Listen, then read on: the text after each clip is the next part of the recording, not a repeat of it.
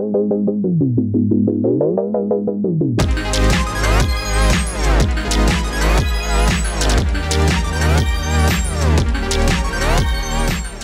qui me paraît essentiel de travailler, c'est la conscience de soi.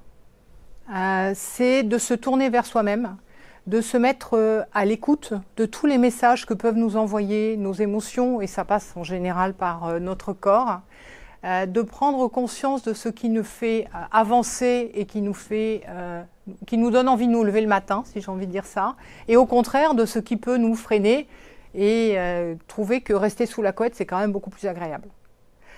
Dit avec d'autres mots, c'est développer sa capacité de réfléchir sur soi-même et de se tendre quelque part le miroir pour regarder ce que l'on est au fond de soi. En tant que coach, je travaille beaucoup les aspects de capacité de réflexion sur soi-même et le développement de la conscience de soi. Je l'ai fait pour moi, bien sûr, mais je le fais beaucoup avec les personnes que j'accompagne. Parce qu'en fait, c'est la manière de se connecter réellement à ce que l'on est. Et c'est un outil que l'on peut utiliser, et j'utilise le terme outil, je pourrais même dire un rituel, que l'on peut utiliser tous les jours. Il y a toujours quelque chose à écouter au fond de soi, toujours quelque chose à découvrir, il y a toujours un message. L'identité professionnelle, si je veux la résumer, c'est ce que je suis, c'est quel est l'être qui se manifeste quand j'exerce mon activité professionnelle. Parmi les éléments auxquels on pourrait penser quand on parle d'activité professionnelle, on va pouvoir penser à une compétence, sauf qu'un être, c'est bien plus que des compétences, c'est bien plus que l'appartenance à un groupe professionnel. Un être, ça se définit entre autres par les valeurs qui le constituent. Nous avons tous des valeurs qui nous constituent, qui sont nos valeurs individuelles et qui sont aussi nos valeurs culturelles. D'ailleurs, si je reste sur le terme des valeurs avant de répondre un peu plus à la manière dont le coach accompagne sur ces sujets-là, les valeurs sont la principale raison pour laquelle des recrutements et des intégrations échouent.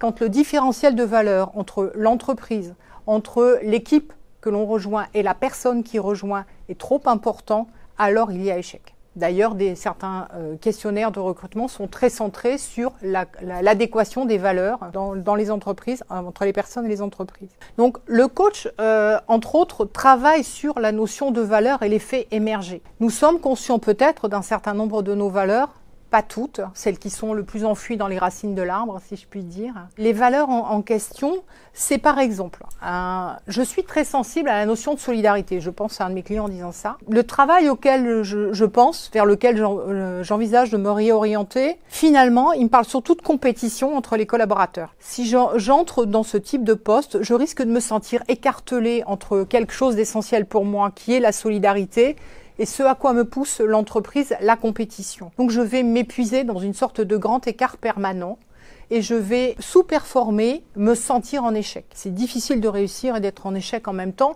Le pire, c'est l'échec pour le coup d'après, parce que finalement, ça ne viendra pas de moi, mais je risque de l'intérioriser. A contrario, si je trouve l'entreprise dans laquelle la solidarité est une valeur réelle, alors là, je vais pouvoir déployer tout mon talent, être dans toute ma puissance de personne, d'être, et je vais pouvoir à la fois réussir et me faire plaisir.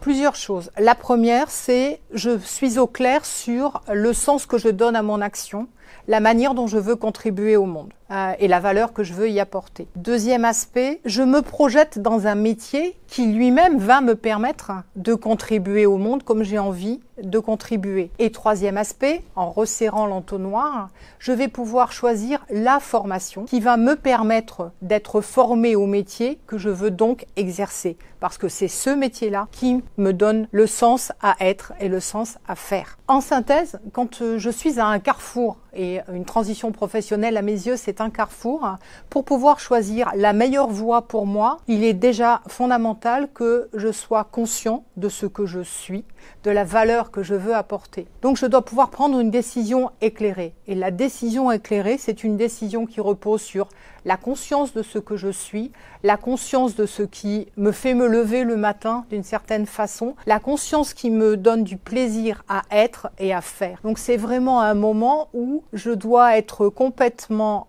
connecté à ce que je suis.